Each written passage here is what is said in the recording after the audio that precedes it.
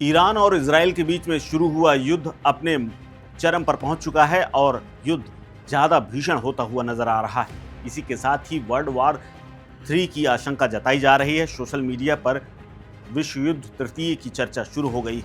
चूंकि ईरान और इजराइल संघर्ष एक खतरनाक मोड़ पर पहुंच चुका है और अमेरिका ने बाकायदा ईरान के परमाणु सेंटरों पर हमला कर दिया है और इस हमले से कहा जा रहा है कि ईरान के परमाणु ठिकानों को अच्छा खासा नुकसान पहुंचा है। अमेरिका की कार्रवाई के बाद दुनिया में हलचल तेज हो गई है। इसी बीच में देश के प्रधानमंत्री नरेंद्र मोदी ने ईरान के राष्ट्रपति पज़ेश्कियान को फोन किया है और उनसे बातचीत की है। रविवार को हुए इस हमले के बाद ईरान इजराइल संघर्ष पर प्रधानमंत्री नरेंद्र मोदी ने चिंता भी जताई। पीएम मोदी ने बातचीत की जानकारी देते हुए कहा है कि मैंने ईरान के राष्ट्रपति से कूटनीतिक और बातचीत के जरिए किसी भी मुद्दे को सुलझाने की अपील की है।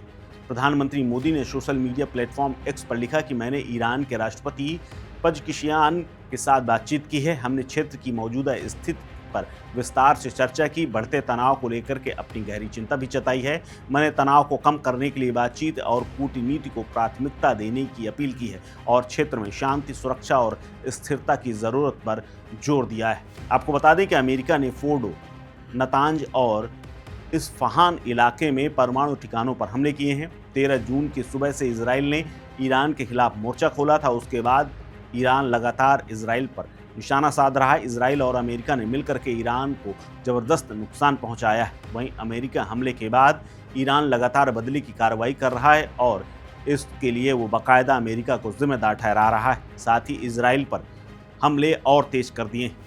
इजराइल के कई इलाकों में आज बम गिरते हुए देखे गए। बड़ी संख्या में ईरान ने बम गिराए। इसके अलावा बैलिस्टिक मिसाइलें भी चलाई।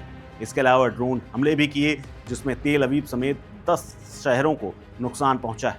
10 शहरों में कई मकान जमींदोज हो चुके हैं और इसके अलावा अस्पताल में भी कई बम गिरे, जिसके चलते तेल अवीव समेत कई इलाकों में अलर्ट घोषित किया गया है और इजराइल भी अब बदले की कार्रवाई के लिए तैयार हो गया है। हालांकि इसी बीच में चिंता की विषय ये भी है कि जिस तरह से परमाणु सेंटरों पर हमला हुआ है, उसके बाद पूरी दुनिया से रिएक्शन भी सामने आ रहे हैं। रूस की तरफ से ये कहा गया है कि ये हमला बेहद नाटकीय है और उसकी खिल्ली भी उड़ाई गई।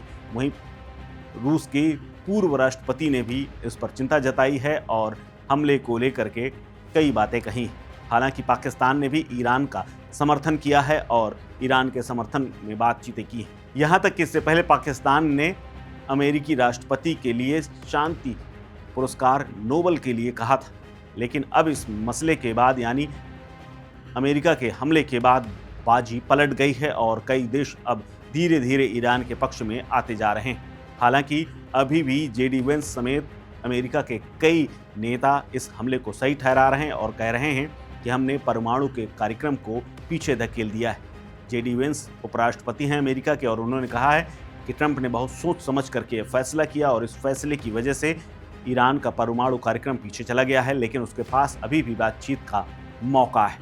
आपको बता दें कि अमेरिका और इजराइल दोनों मिलकर के लगातार ईरान को धमका रहे थे। इजराइल लगातार बम बरसा रहा था, वहीं अमेरिका सिर्फ धमकी दे रहा था। लेकिन रविवार की सुबह दुनिया को ये पता चला कि अमेरिका ने 3 परमाणु सेंटरों पर हमला किया है और वहां पर बम बरसाए हैं और काफ़ी नुकसान पहुंचाया है। हालांकि ईरान की तरफ से कहा गया है कि हमारे सेंटरों पे हमला तो हुआ है, लेकिन किसी प्रकार का कोई रेडिएशन नहीं हुआ है और ये हमला जानबूझ करके किया गया है। इसके अलावा ईरान ने कहा है कि अंतर्राष्ट्रीय नियमों का उल्लंघन किया गया है, इसका हम मुंह तोड़ जवाब देंगे।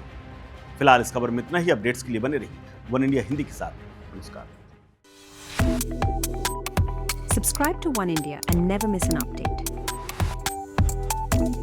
Download the One India app now.